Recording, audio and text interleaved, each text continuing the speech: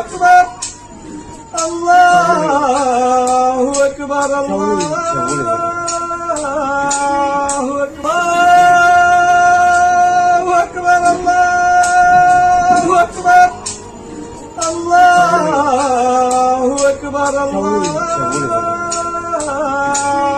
أكبر أشهد أن لا إله إلا الله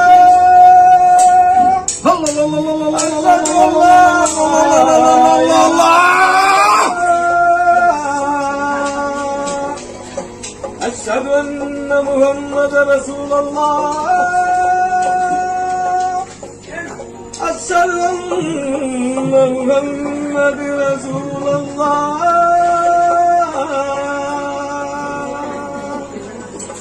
حي على الصلاة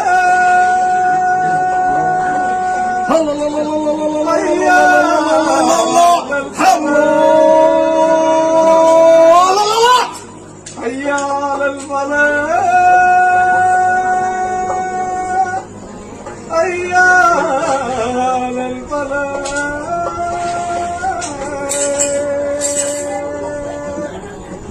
الله أكبر الله أكبر لا إله إلا الله